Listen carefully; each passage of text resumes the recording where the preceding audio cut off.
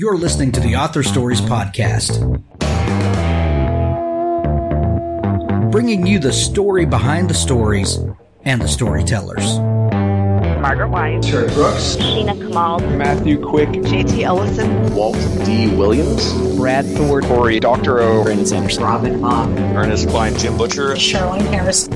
Visit hankgarner.com for archives of all the shows. Today's guest is Janna King. Thanks for tuning into Author Stories. We've got a fantastic show for you today. But before we get into that, I'd like to tell you about a couple of sponsors who make the show possible each and every day. Craig Allenson has a brand new book. It's a spinoff of the Expeditionary Force series, Expeditionary Force Mavericks, Book 1, Death Trap. The human soldiers stranded on the planet Paradise have been recruited into an alien legion to do the dirty jobs that the high-tech species won't do. Their first mission is to kick the enemy off a backwater planet no one cares about. It's a simple assignment, except everyone has a hidden agenda, and the planet could become a death trap. Craig Allenson's brand new book, Death Trap. Also thanks to Ernie Lindsay with his Sarah series, the psychological thriller series that begins with Sarah, has books 1 through 3 and a bonus novella, Single Mother, Successful Executive, Target for Revenge. The psychological thriller series box set Sarah Winthrop's world is thrown headlong into a whirlwind of chaos along with her family, friends, and colleagues by unseen enemies seeking revenge. Those lurking in the shadows, clawing for vengeance, will go to any lengths. Any lengths. It's likely never occurred to them that they may have just messed with the wrong woman. The Sarah series, books 1 through 3 and a bonus novella by Ernie Lindsay. Also, John L. Monk with the Jenkins Cycle, from Book 1, Kick, a supernatural thriller. They say suicides are damned for eternity, but if possessing the bodies of violent criminals is hell, then Dan Jenkins will take it, and he does, every time a portal arrives to whisk him from his ghostly exile. Normally, before the villain returns to kick him out, Dan dishes out a final serving of justice and leaves the world a safer place. It's one of the rules if he wants more rides, and he's happy to oblige. For a part-time dead guy, it's a pretty good gig. And then he meets her. Kick is the first book in a series of supernatural thrillers. If you like Quantum Leap and Everyday, you'll love this gritty and original take on the body-hopping hero story. Vividly written, Kick is a wild ride with a sharp, sarcastic wit and a flawed, yet likable main character. From John L. Monk, The Jenkins Cycle, Book 1, Kick. And from M.D. Massey, Invasion, Zombie Apocalypse. The action-packed first novel in M.D. Massey's Them, Zombie Apocalypse series. When a surprise nuclear attack forces Aiden from hiding, he finds the world to be a much different place and more deadly. Now he'll traverse a post-apocalyptic landscape populated by violent redneck looters, rogue military factions, and an army of hungry undead. After 2 combat tours in the Middle East, Aiden Sullivan just wants to be left alone on his family's ranch in the Texas Hill Country. But when the bombs fall and the dead walk, Aiden risks life and limb to rescue his aging parents from the zombie horde. To save them, he'll traverse half the state of Texas while fighting rogue military units, violent redneck looters, and thousands of walking dead. The question is, can he make it there in time? Only one thing's for sure, this ranger will complete the mission or he'll die trying. M.D. Massey's Invasion, Zombie Apocalypse. Now on to our show. Well, thanks for joining me again for the Author Stories Podcast, where I bring you the story behind the stories and the storytellers. Today I'm really excited to have Janna King back on the show with me today. Last year she was on the show talking about her new release called The Seasonaires, and if you remember listening to that show, and there's a link to it in the show notes if you want to go back and catch up from last time, Janna had released one of the most innovative white-knuckle thrillers that I'd read in quite a while, and she has followed that up with a sequel to The Seasonaires called Malibu Bluff, and this book is going to be just as great a summer read as last year's was. Welcome back to the show, Janna. Thank you for having me. I appreciate it. You're welcome. I'm excited to have you back. Last year, I asked you what your first memory of wanting to be a writer was, and if I remember right, you told us the story of your mom giving you a journal at about 12 years old or so and a pencil, and heading off on your bike and starting to write stories. Yes, that is exactly what happened. My first journal was the inspiration for writing a host of things when I was about 12. Yeah, she started me doing that. Thank God for those moms who, for whatever reason, to get us out of their hair, or if they see a gift or whatever, but give us those things that spark imagination. Thank God for them. Yes, absolutely. So what's been happening the last year? The Seasonaires came out. We talked, I think, right before the book launched, and it was getting a lot of buzz, and a lot of people were enjoying it, but it hadn't gotten out to the world quite yet. Has this been a crazy year for you? It's been no crazier than other years, just in general. No, it's been a great, fun year with the book. It was my first novel. I had been writing for television and TV movies and kids animation, Right. talking about, writing from when I was a kid. I just want to go back to your previous question for a second, because absolutely. I remember I'd just been thinking about this last week. I'm kind of going in a bunch of different directions right now, but growing up in Los Angeles, this new book that I've written is Malibu Bluff, and it takes place in Malibu and in LA. And when I was a kid, we would actually spend summers in Manhattan Beach and Hermosa Beach. That's where we would go for a week. And I remember writing kids' TV shows, like when I was probably 12, like little scripts for kids' TV shows.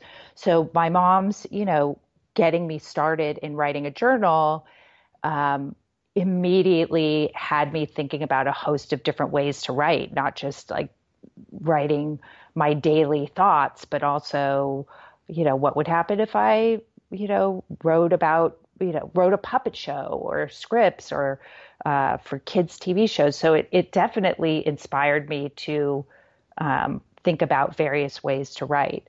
But so I was just thinking back on your initial question. But as for the Seasonaires, it's been a great year.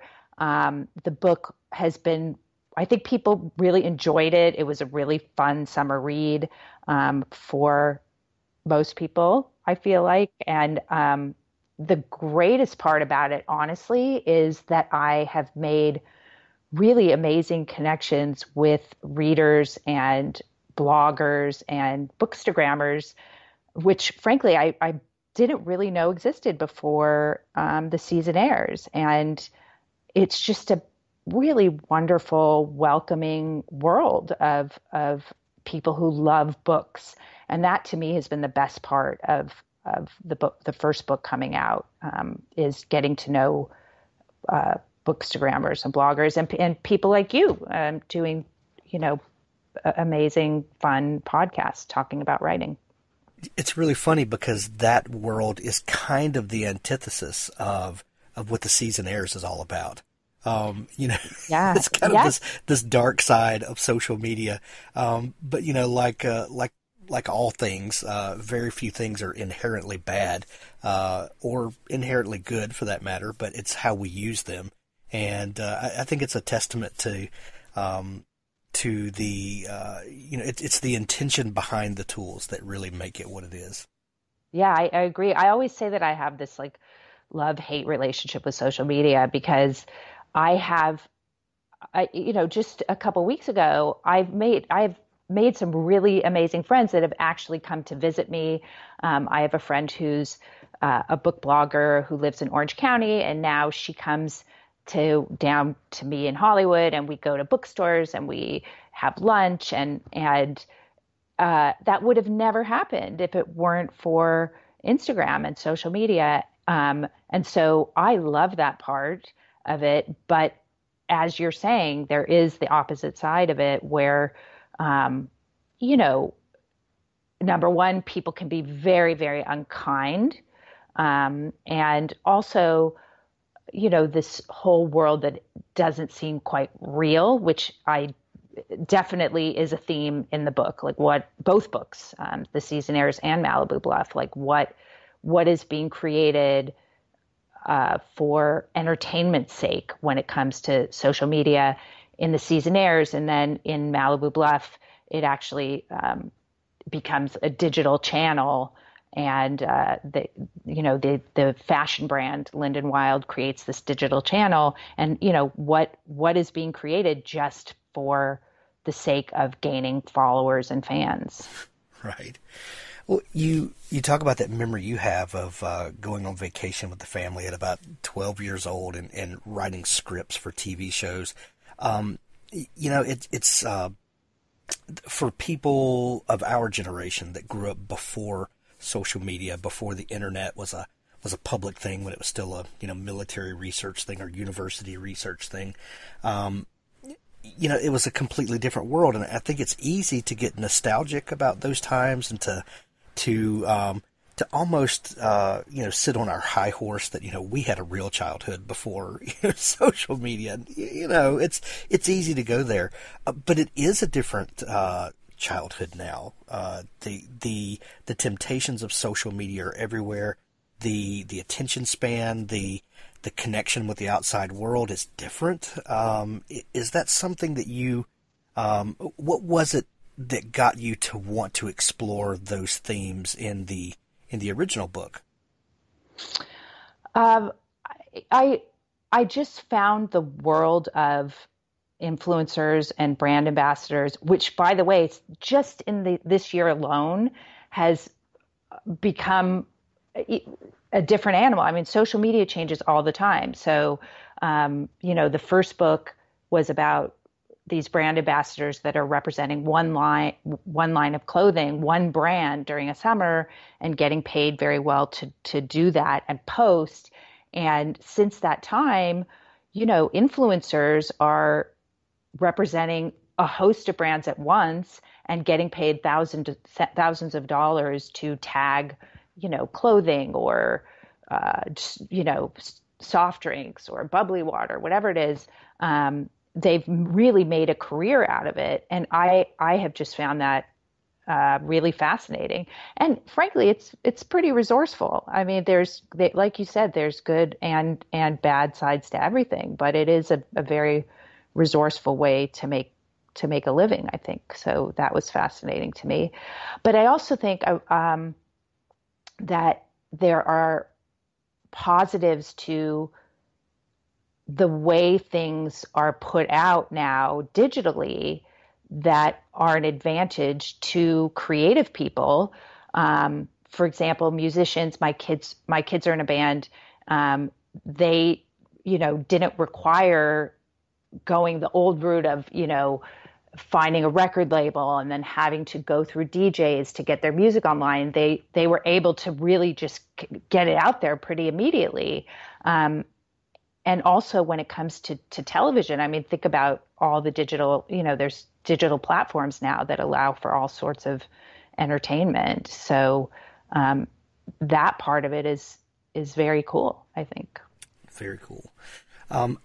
I've been having some conversations with my kids over the last, year or so, and we know so many people that are making a living online, and these brand influencers and things like that. And speaking as someone who took a hobby and kind of makes his living doing what he loved to do, I have to be careful when talking about this, but if, in this age and in the economy where people are making a living online and taking the thing that they love and then turning it into a career, is there the fear that we're monetizing everything that we love, and with the brand influencers and things like that, I wonder if this comes up, that there's never an escape. There's never a hobby that can just be a hobby because we have to put it online and monetize it and all of that stuff. Does that ever come up in the discussions about the brand ambassadors and the things that go into these books? Well, in the new book, because there is this digital channel and basically their whole summer is being, broadcast in a particular way. Um, it's, how do they live their life? Is it interesting? What could they do to make it more entertaining? Can it be manipulated? Should it be manipulated? There are conversations Exactly. about should it be manipulated? Um, I think the protagonist, Mia, who was in the first book and comes back for a second summer, struggles with that because she definitely has goals. She wants to be a fashion designer, and I think struggles with, is this actually, being a brand ambassador and an influencer, and this summer in particular, having her life, you know, kind of scrutinized on a pretty consistent basis. Is that a means to the end that she really wants? I think there is a lot of struggle and challenge with what that means. But I'm thinking about being a writer and how, and this bothers me sometimes. I mean, it's great, it's a double-edged sword, but everything is a story that could potentially be. Is it a script? Is it a book? Is it a TV series? Like sometimes I come at life thinking, oh, wow, this situation's really interesting, instead of just actually being present and like living in this situation. Do you know what I mean? Or, this kind of relationship or this conflict is, makes for a great story or a great character. I think you can apply what you're saying to anything that's kind of creative. Right. Does that make sense? Oh yeah, and well, as writers to begin with, we're constantly observing everybody's conversations, and I'm going to steal that line for a book or something like that. Exactly. And I think it's important for creative people all across the board, especially now in the social media world where we're constantly putting our best foot forward online, to just back up and say, I'm just going to absorb what's happening and not try to control it, maybe. Right. Yeah. I mean, I just took a trip to, my kids live in Vancouver, and I took a side trip to Victoria, and I purposely, I mean, I'm going to admit this, I like purposely didn't write while I was there, really. I journaled a little bit, but I really just tried to take in nature and the experience of it, as opposed to, be creatively, quote unquote, productive Right. about it, and just kind of be present and in the moment. And, oftentimes really great inspiration comes from just letting your mind wander, as opposed to kind of very specifically looking for an idea or concept or how to make something entertaining. Are you still an active journaler today? I am. I wish I I wrote longhand, all through my childhood in these journals, and I have stacks and stacks of these journals. I have a much harder time writing longhand now, and I feel like I journal. If this sounds, maybe this sounds weird. I feel like I journal more authentically when I write longhand, but I'm faster at journaling when I do it, when I'm typing into my computer. I feel like my thoughts come out faster, but I do find that journaling is incredibly important, like just emotionally and psychologically, to be able to kind of get stuff out. Very, very important. I find that interesting that you feel like you journal more authentically longhand. Is that because there's no editing? Yeah, you can't.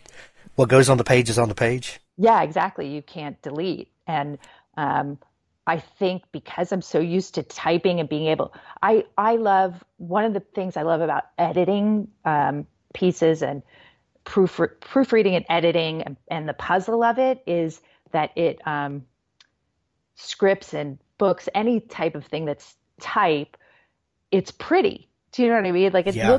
it looks pretty. And so, and when you're writing longhand, if you're scribbling or, it just doesn't look as pretty. And so I feel like I have two feelings about it. Like it makes me not want to journal longhand, but at the same time, once you get it out longhand, especially in pen, there's no real erasing, and it kind of just is what it is. I do think it's better to journal longhand if you can do that. I was talking with someone, I think it was Corey Doctorow, last year, and we were talking about that he saves different iterations of his writing, and he does that on purpose because we have so many like 20th century literary masters that there have been numerous editions of their writing that have surfaced, and you can go back and you can kind of see the progression of what happened. And he was saying that in our age of word processors, that's never going to happen, because we publish a perfect first draft, that goes off to our editor. Not perfect, but there are no iterations out there, and I kind of feel like that's the equivalent of like when we take family photos now with digital cameras. Nobody has goofy photos of their family anymore, where Janna had her eyes closed in that one, that somebody snapped with a 35 millimeter or something, because we just keep taking it over and over until we get it right, and maybe our writing is that way as well. Yeah, I think it can be. I mean, I like to save all my drafts, and because a lot of times and I find this the case particularly with scripts, and when I've written, original television stuff, that your original gut feeling about things is oftentimes right. And so you can overwrite, I feel like, and then it's good to have your draft where you can go back to the beginning and go, oh, wait a minute, what, this was my gut feeling. I'm gonna go back to that. So I do like to save all my drafts. There's a commercial. I can't remember if it's which phone it's for, but have you seen it? It's like all the pictures that have people closing their eyes or like looking away. It's very funny. And I think photos that aren't perfect are great. I mean, I love to look at those. They're funny and they're amazing. Yeah, there was something about flipping through a photo album and seeing, oh, this picture could have been perfect, and those are the things that we laugh about and we remember. Right, exactly. Yeah. Well, the new book, Malibu Bluff. What do we see our characters getting up to? Well, first off, are any of the characters coming over from the last book into this one? And I know Mia does, but what's the setup for this book? The setup is every summer, Lyndon Wyld. It's this fictional clothing brand that's named after this clothing designer, Lyndon Wyld. She hires new seasonaires, new brand ambassadors to represent the brand in different beautiful places, around the world. Last summer, the seasonaires were in Nantucket, and then this summer they're at, a gorgeous bluff top mansion in Malibu. And Mia comes back. Lyndon Wyld is obviously, she's a big part of it. And Presley, who was in the first book, is now, who's kind of like the frenemy, I guess you could call her, of Mia. She has returned to do PR in Los Angeles. And Mia is in a difficult situation. She needs the money, and she doesn't know whether she wants to return to, being a brand ambassador for Lyndon Wyld, but she's kind of feels a little bit forced into it. So she's struggling from the start whether she wants to go back to doing it, because the previous summer some pretty gnarly stuff happened. And there are, her past does come back to haunt her in this book. And so it does have a thriller aspect to it. But there are 5 new seasonaires that hopefully will, I found them to be very different than the seasonaires from the previous summer. They come from, all different places, and, they were really fun to write, and they basically just, are having what should be an amazing dream summer in Malibu and Los Angeles, and some pretty crazy stuff happens in this book. Some of the new characters, Eve, the activist, Yes. and Brandon, I think the son of Lyndon's business partner, Yes. bring some interesting things to the story. Because now we get to see some nepotism, and then we also get this voice of the activist. What did those characters in particular bring to the story for you? I think, Brandon's an interesting character because he is the son of somebody who's hugely famous and extremely successful. And I think he wants to be, and his sister Jade was in the first book. And I think that he struggles with becoming successful in his own right. And whether the nepotism actually serves him well. So he was an interesting character to write because he's very ambitious, similar to Mia in that he has a goal, but he goes about it differently. But he's very motivated to produce this entertaining digital channel, and kind of butts up against Mia with some of his ideas in doing that. So he was, and I don't want to give too much away, but there's an electricity there, let's say, between Mia and Brandon. So that was fun for me to write. And then, Eve was fun to write because she's coming at it almost as a social experiment in that she wants to use their exposure as a venue for her opinions about the world. And I think also ultimately struggles with the fact that it's fun. I mean, it's fun to, do what they're doing. They get to party and wear great clothes and they're on the beach and, how great is that? So I think there's a little bit of inner conflict where she's concerned, but she initially comes to it with the desire to express herself in a more in a venue where she will be heard and seen.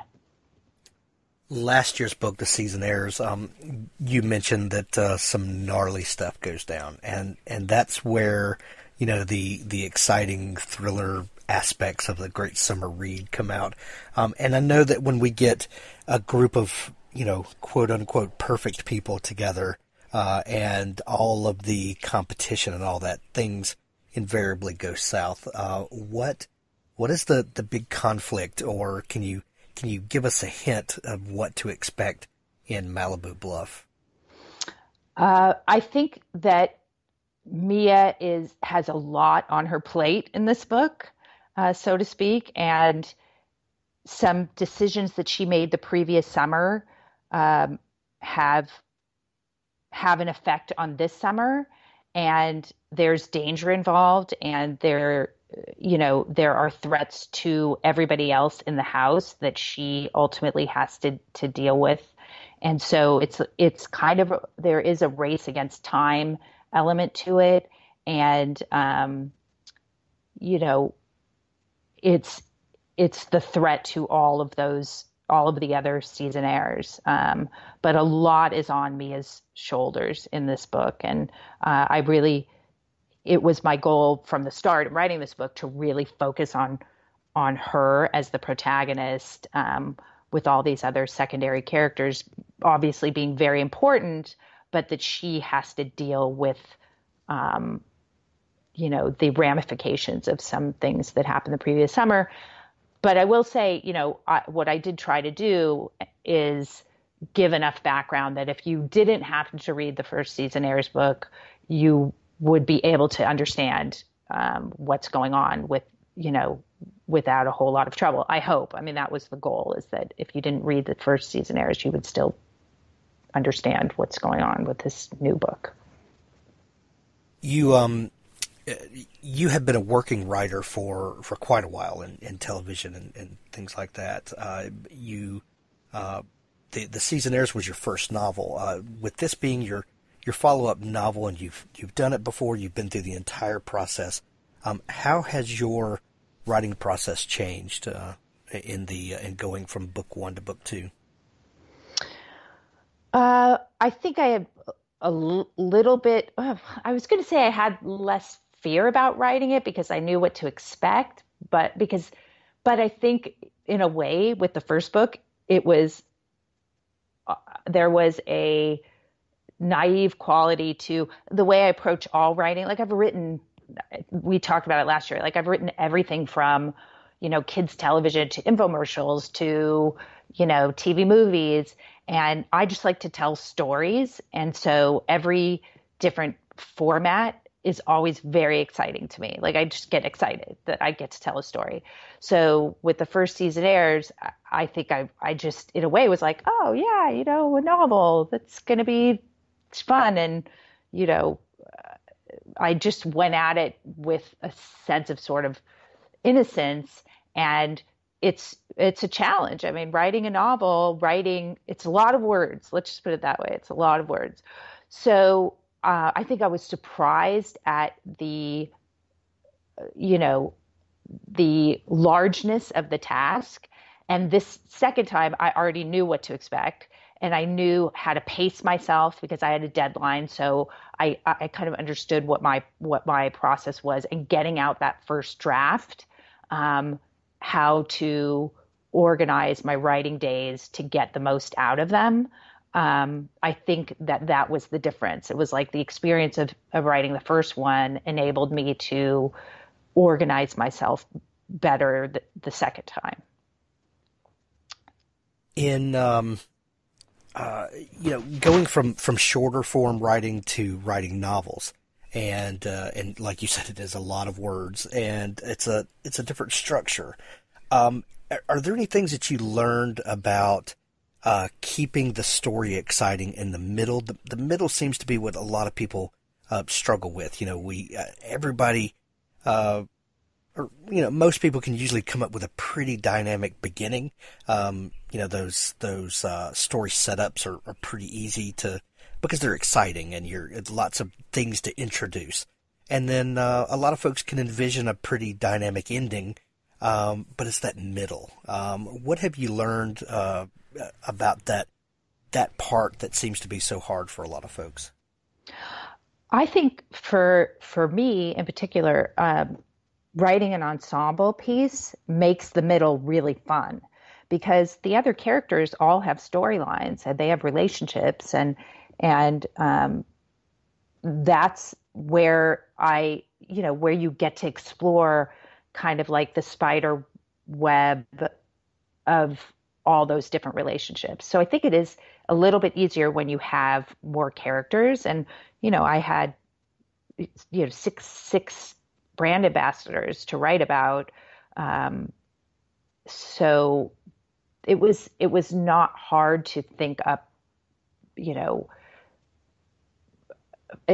interesting storylines to fill out the middle part. But again, I think, my experience with both books is I had all these characters to service. So it made it a little bit easier to get through that middle part of the books. I'll have to try it with, less characters and see how it is. The moral of the story is put more characters in your book. Exactly. Got it. Well, Malibu Bluff, when people are hearing this, is out everywhere. It's coming out in hardcover and audiobook, a Kindle edition. Any way that you love books, you can get your hands on it. Janna, tell everybody where they can find you online if they want to dig into your back catalog and follow along with what's coming up next. You can find me on Instagram at Janna King K, and I'm on Twitter. I should probably tweet more. I don't tweet that often, but I will do it more.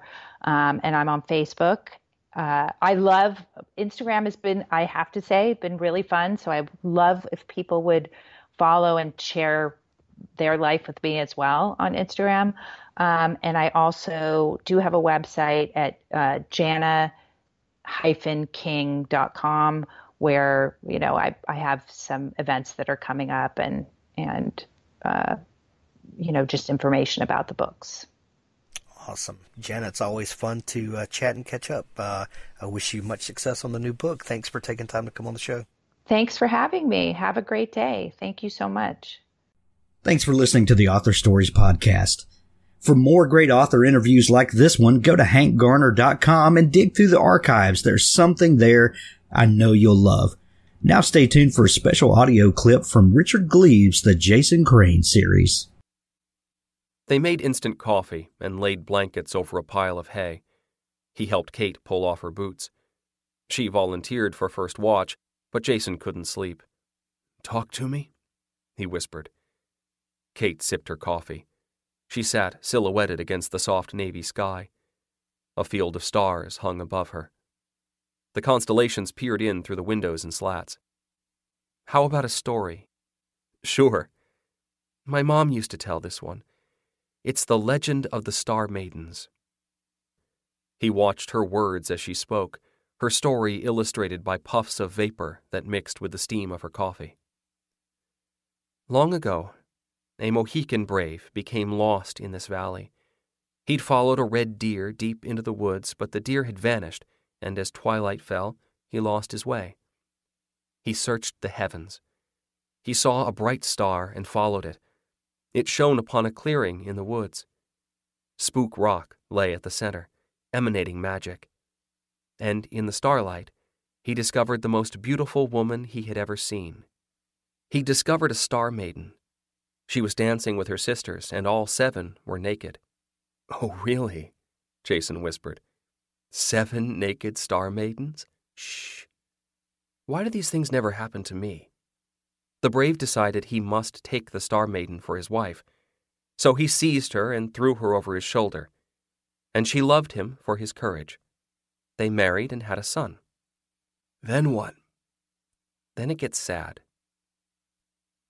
The star maiden missed her home.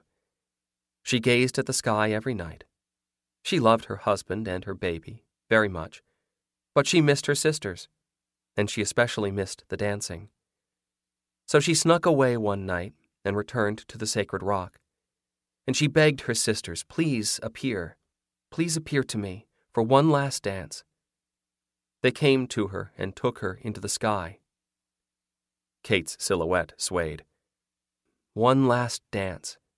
It was wonderful. And when the dance was finished, they sent her back to Earth. She thought that she'd been away for only a little while. But that one dance had taken many, many years. She ran back to her husband, back to her baby, but they were gone. Her home was empty. The hunter had stopped waiting for her. He'd given up hope that she would return. He'd taken their child and had left with his tribe. One last dance had cost her everything, and she had no home at all. Jason could sense something roiling inside Kate, some brew of feelings that the story had stirred. He wanted to leap up, to grab her and carry her off, his star maiden and wife. She climbed up to Spook Rock. She heard no music, only wind. She died there of her grief. She dwindled and lost her star form. She became a will-o'-the-wisp, fluttering between the trees. And see that constellation? The Pleiades. Those are her 7 sisters, watching down from heaven. And, to this day, if a girl has lost her true love, she can go to Spook Rock and dance, and the star maidens will bless her. They'll grant her one wish, any wish at all, except one. They can't make her true love return.